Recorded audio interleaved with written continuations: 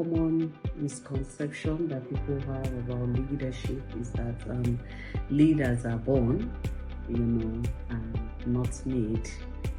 For me, I just feel it's a misconception because a good number of people, when you see them occupy that position, it means they have actually earned the position of being where they are. But there are some who leadership just fall on them, and they always feel that they are born leaders.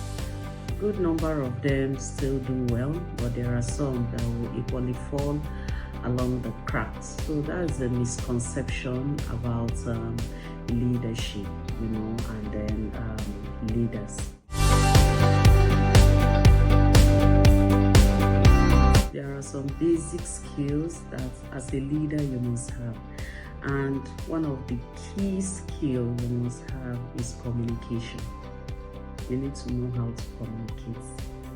to communicate well, and as a leader you should always listen to people when they come to you and when they are talking to you. That's the most important thing. And so when you are even communicating with people and team members, you need to be direct. Your words should be spontaneous. There's no need to be dialoguing around things that is either a yes or a no. There are areas where those will actually play out, but I think in terms of the communication, you need to be able to communicate well. And then when you look at integrity is very, very key as part of the skill of a leader, because when you are looking at integrity, you are looking at the issue around trust too, because as a leader, you want people to look up to you, to believe you and all that. So you need to have some level of integrity within you. When you look at multitasking, you should be able to multitask, and which includes delegating. As a leader, not everything should fall on your table or be on your table. You should be able to delegate. Give people that mentoring, is very key. Give people that mentoring and coaching that they actually need, because it did not just take a day for you to be a leader. It was a gradual process, and so you still need to build people up too. You need to give them that capacity that they need to actually be a leader. So when you are looking at leadership, you will see communication, you'll see multitasking, you'll see integrity, which is really key, and then mentoring, and that's capacity building in terms of coaching. Yeah, I think for me, those are the major skills I will look out for in a leader.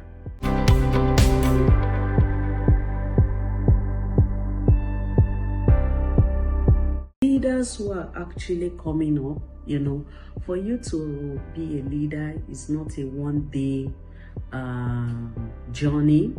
It's actually a gradual thing, and you should be open to criticism. People will always criticize you. You should be open to, feedbacks. No matter how the feedback comes, you should be able to take those feedbacks, and then you should be open to learning, because it's very, very important. You can't actually do it all, and that's why you have a team that is always working with you. So for young people that are actually coming up, the more you delegate, the more you give out, the more you have new innovations coming to you and seeing how you can actually grow the team that you are managing. So for people who are just coming up, they should be open to learning. They should be open to feedback, because feedback is what can actually make you grow too within the system and all that. And you should be able to learn how to delegate and multitask, because those things are really key. They are very important. If you don't have it, you don't have it, and it's going to be a very difficult ride for you. So, and as much as possible, as people want to attain leadership, it's good to enroll yourself in trainings, courses that has to do with leadership, and for you to see how leadership actually how leadership is actually being carried out or being done. Yeah.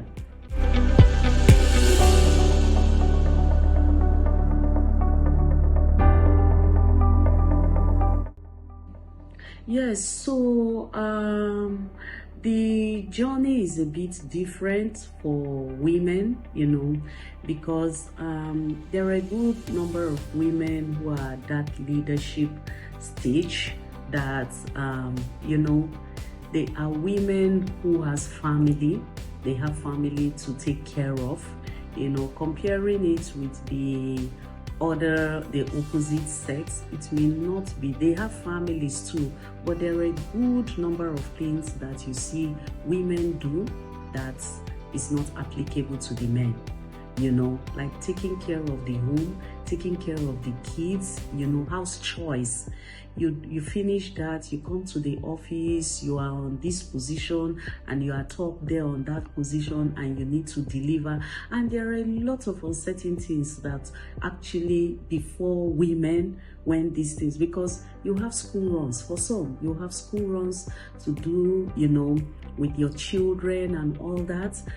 So a lot actually plays out for women who are in that position as leaders, comparing it with the men, because it may not be exactly the same.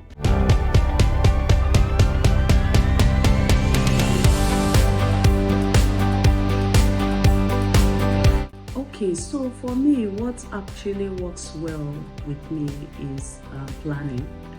I do a lot of planning as a woman. Even my coming to the office from Monday to Friday is well cut out for me, is well planned.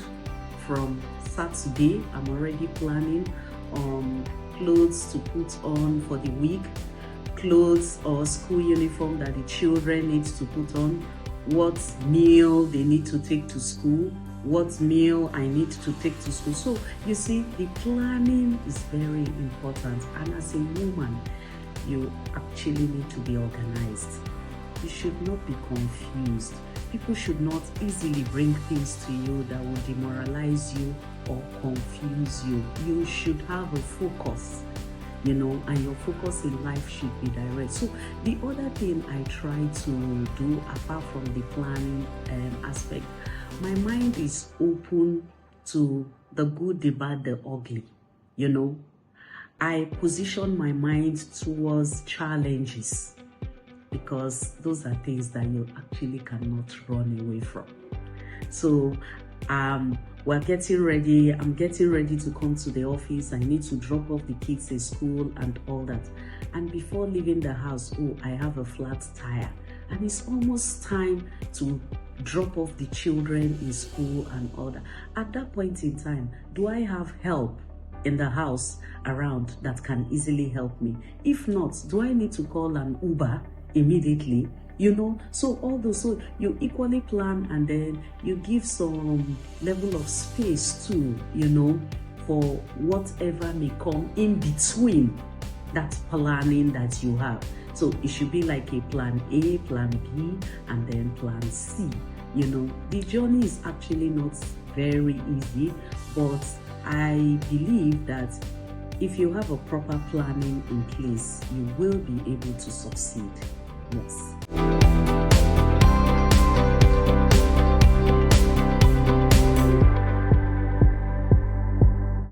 It's not easy for you to be a woman and to actually be right up there.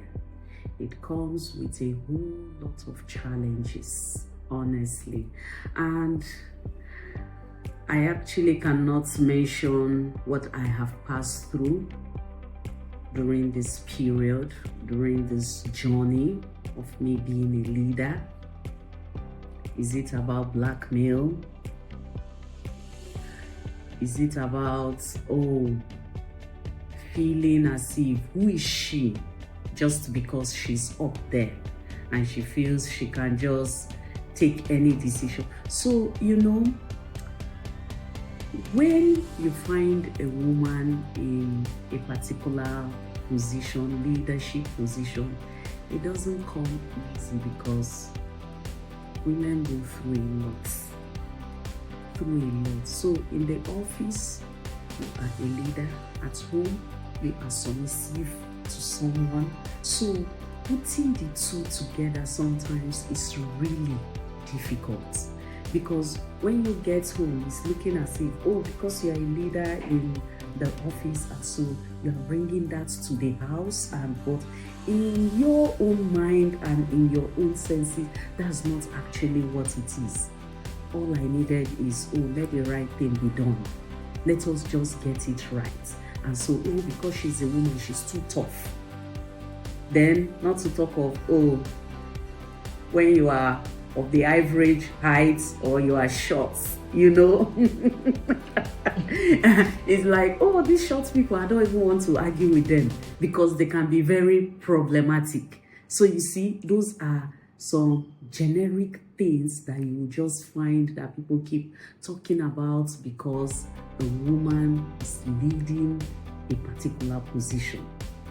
But in the real sense, you know, when you dig deep, you will actually know that that person actually earned that position that she is actually occupying.